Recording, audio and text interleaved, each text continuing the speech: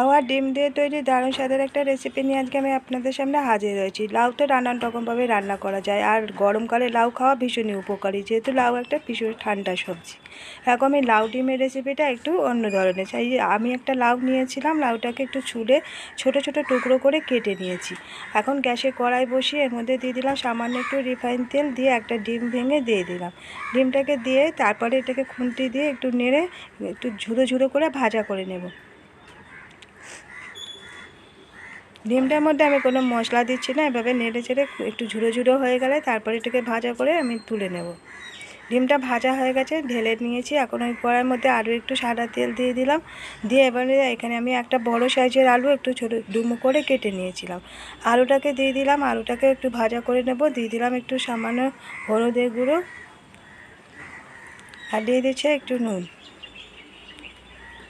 নুন হলুদটাকে দিয়ে আলুর সঙ্গে নাড়াচাড়া করে মিশিয়ে দিচ্ছি। আলুটাকে একটু লালচে রঙ করে ভাজা করে তুলে নেব।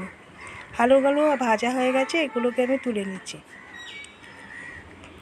এবারে ওই তেলের মধ্যে দিয়ে দিচ্ছি হাফ চা চামচ সাদা জিরে ফোড়ন, আর দিয়ে দিলাম কাঁচা লঙ্কা তিনটে একটু চিড়ে দিয়েছিলাম, আর একটা মিডিয়াম সাইজের পেঁয়াজ কুচানো। কাঁচা লঙ্কা আর পেঁয়াজটাকে প্রথমে একটু তেলের মধ্যে ভাজা করে নেব।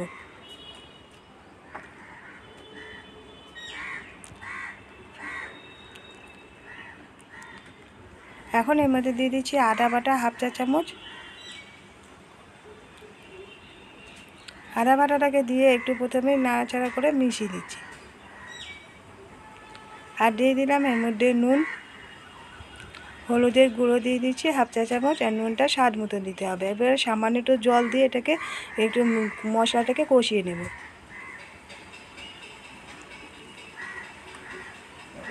আর চিনি দিয়ে দিলাম হাফ চা চামচ। চিনিটাকে দিয়ে আবারও মিশিয়ে দিচ্ছি।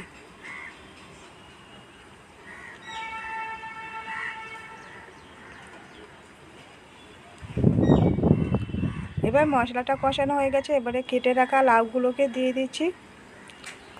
লাউগুলোকে আমি মিহি করে কুচিয়ে নিয়েছি। এখন লাউটাকে দিয়ে ভালো করে মশলার সঙ্গে মিশিয়ে দিচ্ছি,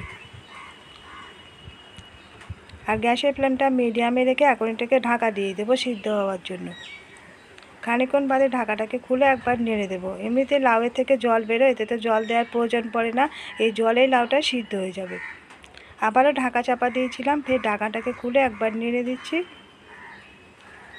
এভাবে ঢাকা দিয়ে দিয়ে খানিকটা সিদ্ধ করে নেব। তারপর লাউটা যখন একটু সিদ্ধ হয়ে আসবে, মানে 80% মতন, তারপরে এর মধ্যে আলু, এই যে ভেজে রেখেছিলাম আলু, সে আলু ভাজা আর ডিম ভাজাটাকে দিয়ে দিলাম।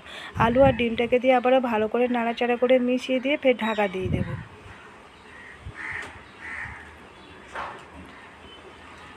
এভাবে ঢাকা দিয়ে দিয়ে আর লাউটাকে করতে হবে।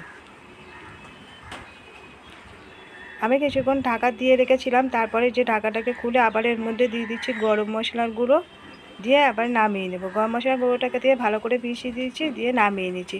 তৈরি হয়ে গেছে ডিম দিয়ে লাউয়ের রান্না। ডিম দিয়ে লাউটা ভাত বা রুটি দুটোর সঙ্গে খাওয়া যেতে পারে, এইভাবে একবার বানিয়ে দেখতে পারেন।